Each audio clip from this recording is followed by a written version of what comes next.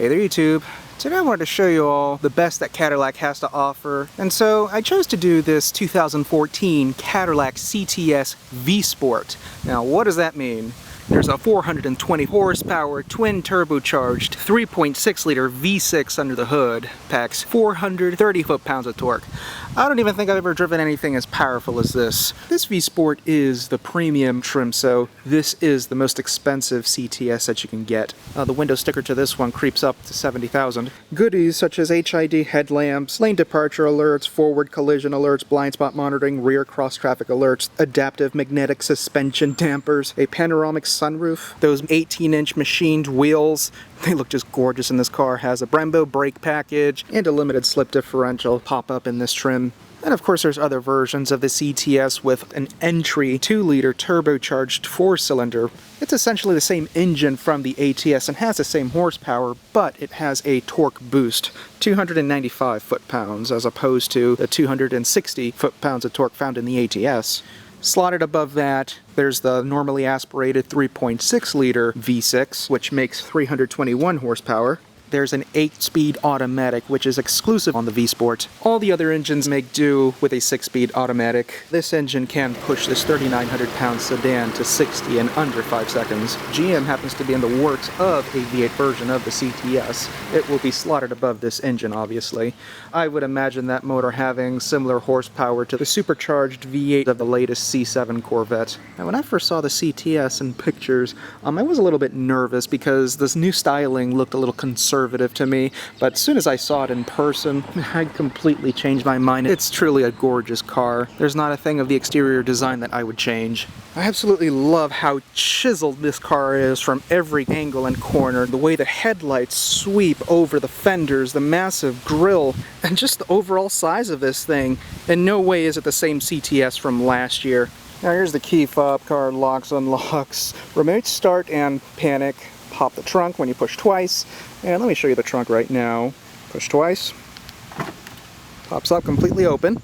This trunk is pretty large. It is a bit on the narrow side, but it's very deep and it's a pretty good size. You shouldn't complain at all.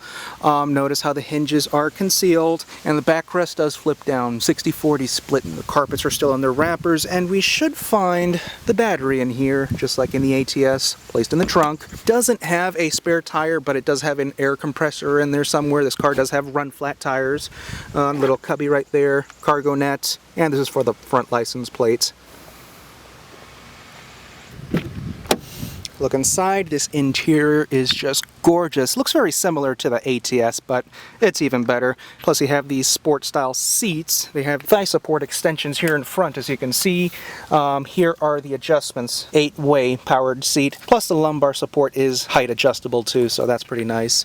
I do love the perforated leather inserts. Overall, these seats are very good looking. Materials on the door panel are excellent. You have this leather and suede inserts. Armrest is padded. All 4 windows have auto up and down functions, power mirrors, memory seats, and the door locks. Door pocket below, everything is soft to the touch. Notice the Bose. This thing has a kick-ass sound system.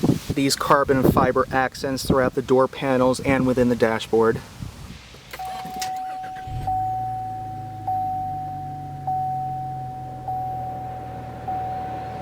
I just get a load of this interior. It's just gorgeous, sporty and luxurious at the same time. It's just like the ATS I reviewed, only better.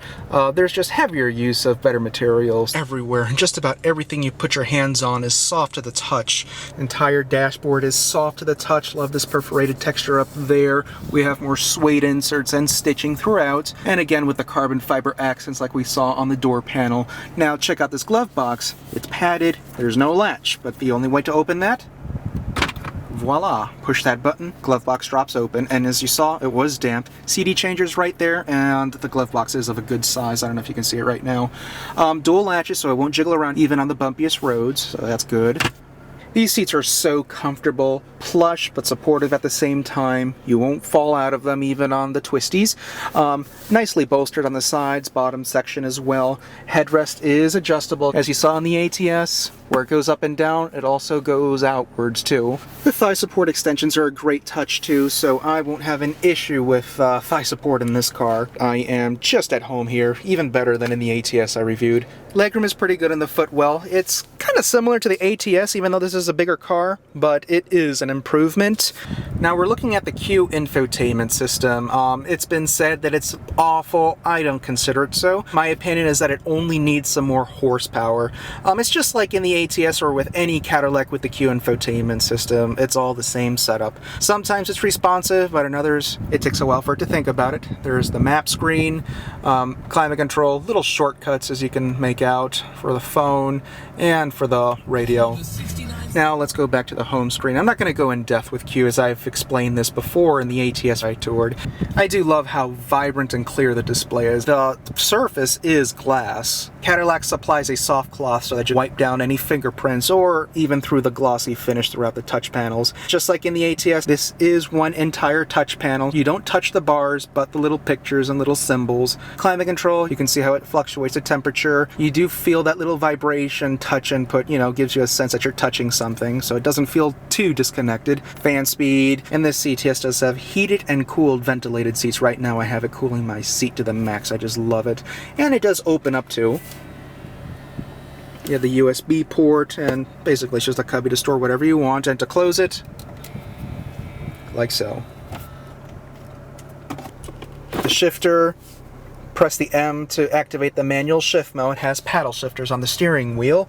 I do love the feel of the shifter. It's leather wrapped everywhere. Stability and traction control buttons, and this is to change the driving modes such as Tour, Sport, Track, Snow and Ice mode, just like in the ATS. It shows up in the instrument cluster. That's how you'll know what's happening. This lid opens up electrically. You just give it one little push, opens up, so you can see.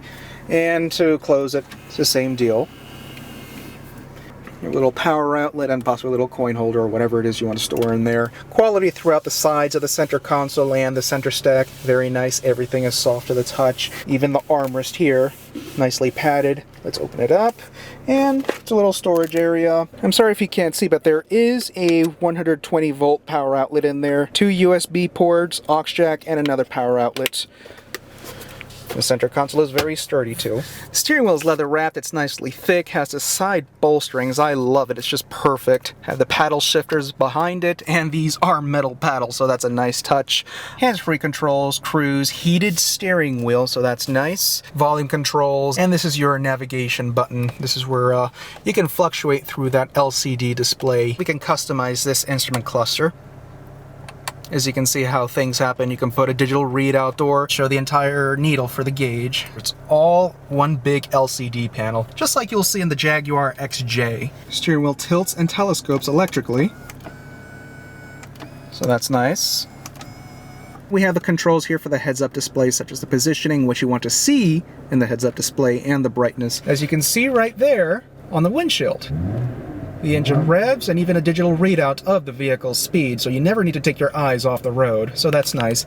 And it's also adjustable too. Notice how it's moving up and down, so you could be a short or a tall person. You'll always find a sweet spot with this thing. Here's what else that heads-up display can show you. You can get a compass, a tach, your speed limit, even what's playing on the radio. It's an informative, and it really does help assist in telling you what's going on without taking your eyes off the road. And this car is equipped with an electronic e-brake, and of course the panel dim functions. And here's the button for the rear shade.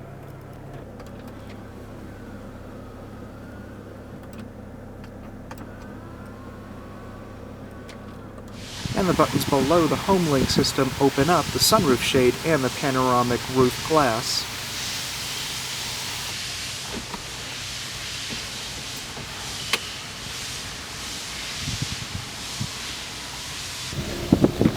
And a quick look in the back seat. Here on the door panel, qualities are excellent. Identicals up front. You can see the carbon fiber accents, and everything is soft to the touch, so you're not gypped of any qualities here. Looking up towards the window, notice the roll-up shades just to block off sunlight, so that's a pretty nifty idea. Those who consider the legroom to be tight in the ATS will appreciate the extra room here in the CTS. Even tall adults will be fine back here.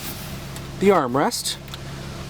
Little storage area, padded nicely on top, and we should get, let me see, does this open forward? Yep. The cup holder. Trunk pass-through. Right there.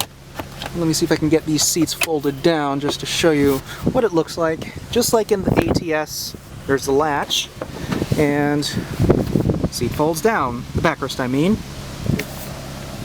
Let's bring it back up. Another brief look to the front seat and the dashboard. Everything just looks gorgeous and elegant. It's just picture perfect. And just look at the amount of legroom I have here. It's not an issue at all. I fit perfectly. Just enough thigh support. Can't really complain at all. I mean, it's just a back seat. Behind the center console, you'll have rear AC, so basically this car is tri-zoned, climate controlled. And notice the mini touch panel. It's just like what you'd find in front, just touch little symbols and whatnot. The back seat is also heated. Controls are here within this climate control too. And below that, a little tray and power outlet.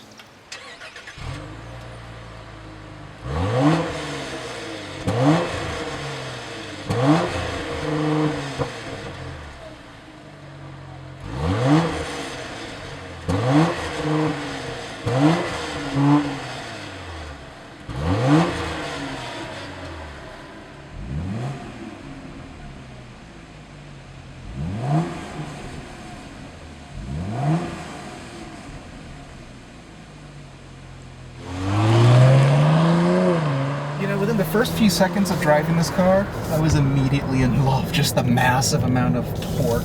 430 foot-pounds of torque. I mean, it was just amazing. I've never felt anything like that before. Got to think about it. I don't know if I've ever driven anything with that much torque before.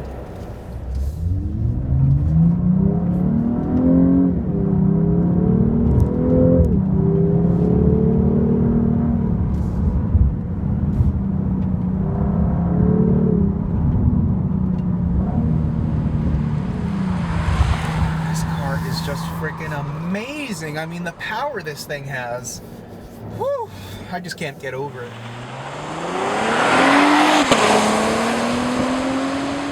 Sexy exhaust note.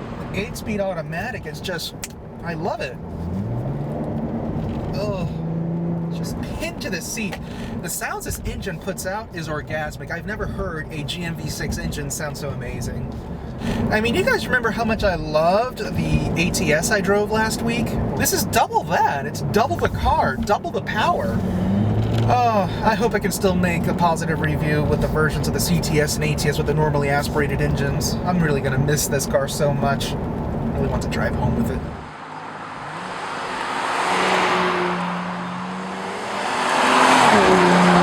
It's just addicting. I love it. It does a great job acting like a 5 Series BMW. I don't think I've ever driven a car that is so stable. It doesn't feel wallowy, and there's just so much control. This car gives you a lot of that feeling.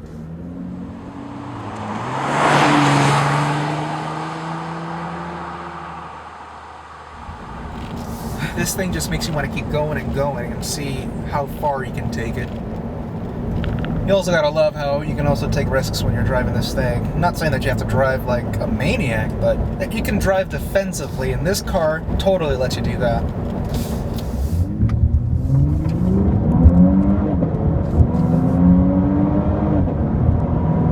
Literally, this thing has kept a smile on my face the whole time.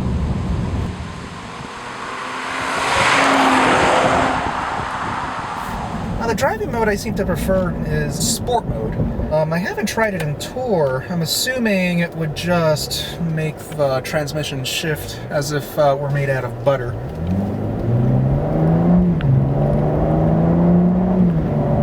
Yeah, that's what it feels like. I don't know if it... Oh yeah, it totally did adjust the suspension. The car felt more floaty. We'll leave it in sport mode. It seems to be the perfect setting.